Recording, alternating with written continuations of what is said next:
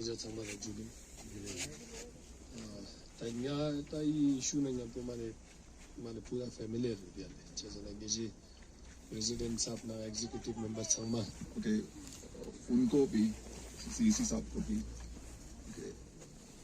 पहले हम माफी मांगना चाहते हैं सर आज यहाँ पर आप स्ट्राइक के लिए यहाँ पर स्ट्राइक किए उस पर आए तो क्या नतीजे? देखिए मैं अभी सिर्फ इनको ये आश्वासन देने के लिए आया हूँ कि हिल काउंसिल बिल्कुल इनके पीछे खड़ा है और इनके जो मुद्दा है उनका जो इशू है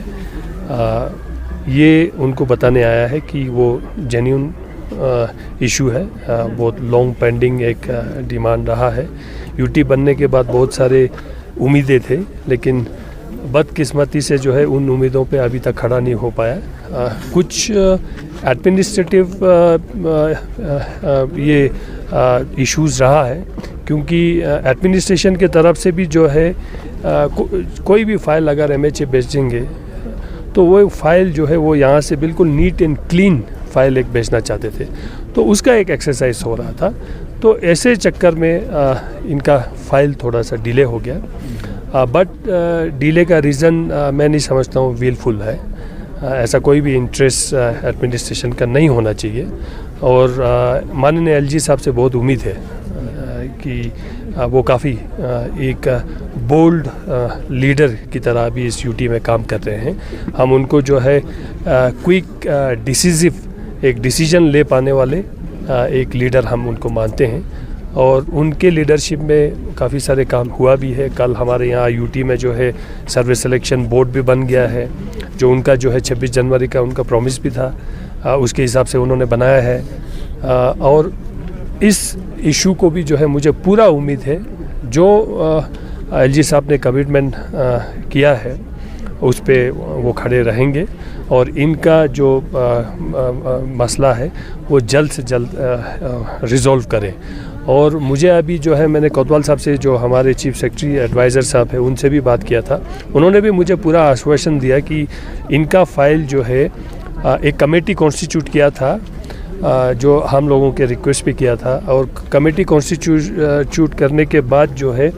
उन कमेटी में जो है इनके भी जो है रिप्रेजेंटेटिव उसमें थे और उस कमेटी में जो भी डिसीजन हुआ इनके सहमति से तो वो पूरा आप फाइल कंपाइल हो चुका है और उसमें जो है आप थोड़े बहुत जो है फाइनेंस का एक कंकरेंस की ज़रूरत है, वो भी 1-2 दिन में हो जाएगा और बाय ट्यूसडे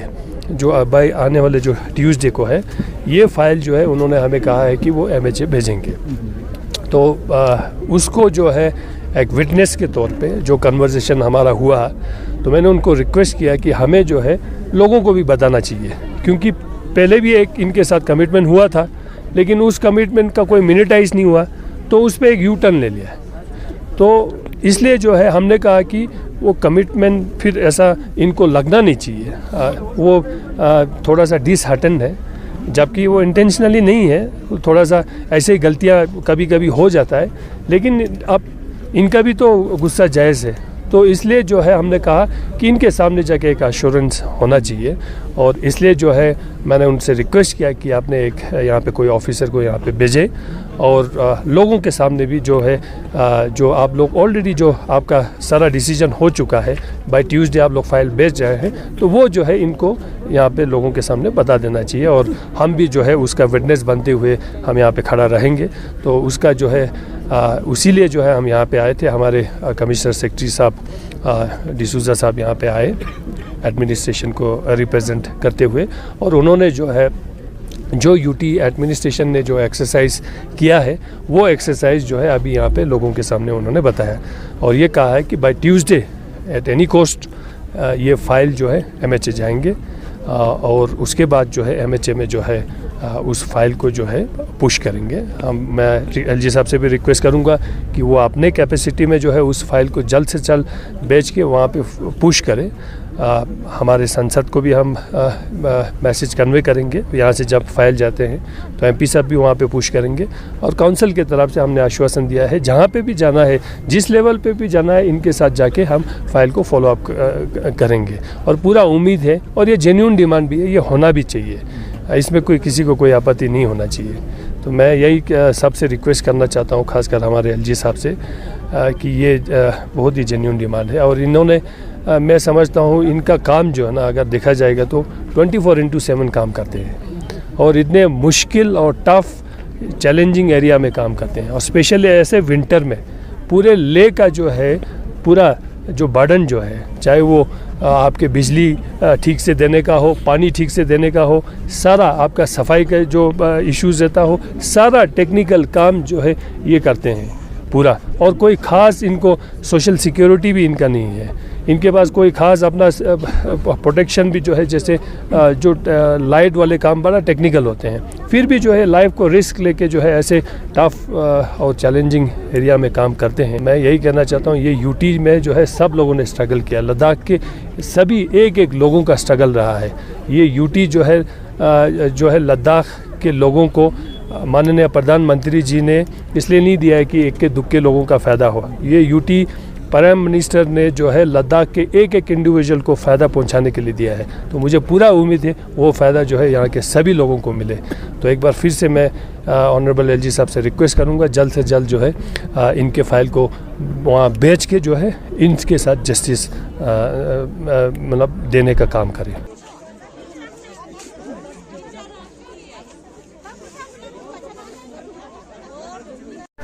न्यूज़ 18 लद्दाख में आप सबका एक बार फिर से स्वागत करते हैं। आज हंगर स्ट्राइक का जो लद्दाख टेलीविजन द्वारा लिया कल से उसका सेकंड डे है और इसी विषय में ज़्यादा जानकारी के लिए हमारे साथ जुड़े हैं फुनचोक जो कि प्रेसिडेंट हैं टेलीविजन के। तो सर, आज जैसे कि सेकंड डे है और सेकंड डे में आप सुबह मीटिंग के लिए भी गए थे और साथ ही साथ अभी यहाँ पर शाम को CEC सर और सेक्रेटरी सर भी आए हैं, तो क्या कहेंगे सर? सभी मीडिया बंधुओं को नमस्कार। आज है ना सर हमारा सेकंड डे है, क्योंकि 11 बजे के करीब हमें सेक्रेटरी से कॉल आया सर जी, क्योंकि उनके सेक्रेटरी से मिलने के लिए आने के लिए कहा सर जी। फिर हम मिलने के लिए भी गए, वहाँ पे एडवाइज़र साहब से बातचीत हुई और सेक्रेटरी साहब से बातचीत हुआ सर जी ना। उसके बाद यानी कि कुछ ऐसे कोई सोल्यूशन निकल के नहीं आया सर जी ना, इस चीज़ के लिए सोल्यूशन कोई निकाल के नहीं आया। तो उन्होंने भी यही रिक्वेस्ट किया कि हंगर स्ट्राइक जो है आप लोग स्ट्राइक कर सकते हैं, आप लोग जेन्युइन डिमांड है, कुछ भी कर सकते हैं, लेकिन उन्होंने बोला कि हंगर स्ट्राइक को हटा के स्ट्राइक के हिसाब से कर लेना, क्योंकि खाना पीना सब हो जाता तो अच्छा रहते हैं। तो मैंने वहाँ आने के बाद अपने लोगों से बोला कि इन्होंने जो कुछ उन्होंने वो किया, मैंने लोगों को ब्रीफ किया सर जी ना। इन्होंने बोला कि खाना वाना कुछ भी नहीं कहा, हम सीधा जब तक हमारा डिमांड नहीं हुआ तब तक हम हंगर स्ट्राइक पे रहने के लिए। अभी जस्ट देखिए सर जी, हमारे अभी जस्ट हमारे CSA साहब और फिर सेक्रेटरी साहब यहाँ पे तशरीफ लाए, तो उन्होंने भी वही कहा, क्योंकि ना सर ट्यूसडे के दिन उन्होंने यानी कि जो हम यहाँ पे किस लिए बैठे, जो मेन हमारा मुद्दा था वो एक